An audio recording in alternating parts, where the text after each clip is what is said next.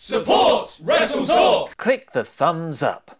Hello and welcome to the WrestleTalk News. I am Luke Owen. As one of the most underutilized WWE wrestlers of all time, Lance Storm has more reasons than most to be bitter about life. But Lance, there's just one thing you can't do, and that is disrespect Star Wars. Despite this, Storm has Qui-Gon on quite the Twitter rant on the most recent installment in the franchise, Solo: A Star Wars Story. Now, for those of you who haven't seen the movie, we're about to drop a bit of a spoiler that comes late in the film, so skip ahead if you don't want to find out what that is. It's okay, I'll wait.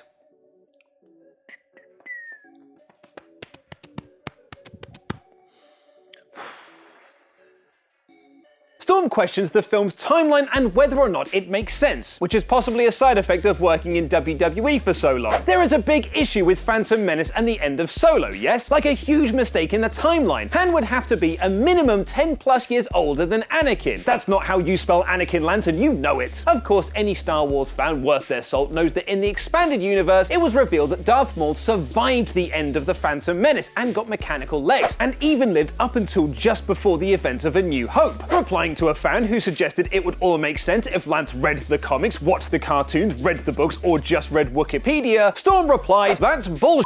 You don't get to do a nonsensical angle on Raw, then offer a lame explanation on Superstars. That doesn't fly." Thankfully for us fans, he then put some characters into wrestling roles to make it easier for us to understand his true feelings on the film. Still really enjoyed Solo. I always thought killing off Darth Maul to go with Count Dooku as top heel was a worse call than Arquette as champ in WCW, which in a way is true.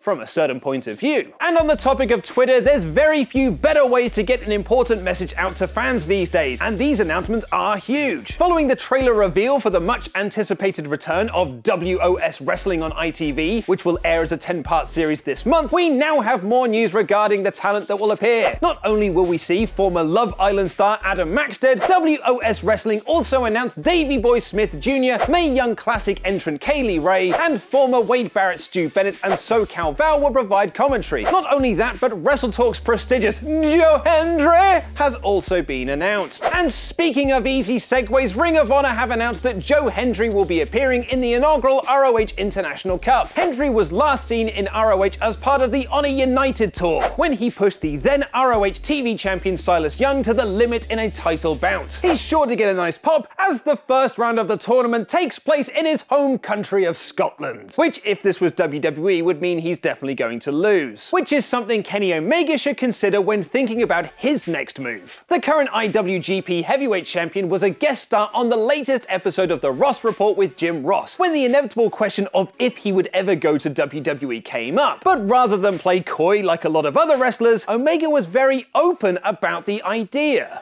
When I think about the possibilities of stuff like that, it does get me excited. Every promotion has so many good guys that there's no way that I would have a bad time going almost anywhere, because the depth to the talent is so deep. WWE right now has a very great collection of talent. I would feel like it was a missed opportunity if I couldn't work with him at some point.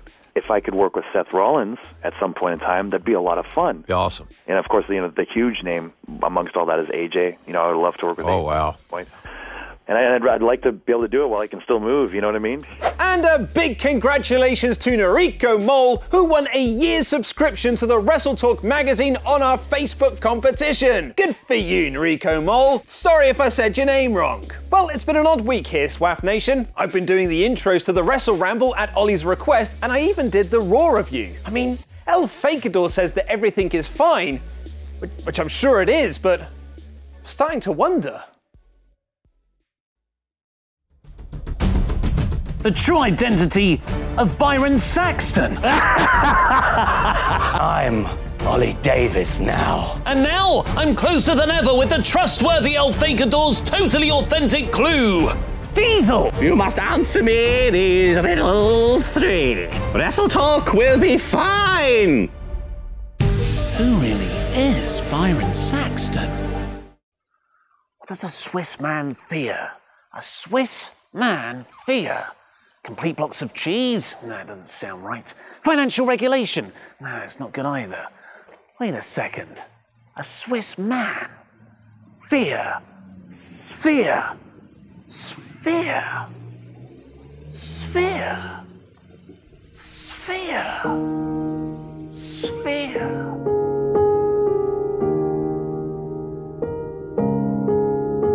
To find the logicless place, seek what the Swiss man fears.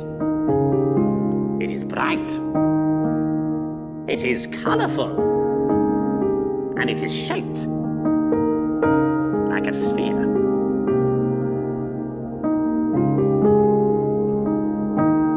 I need to find Zombie Beach Ball.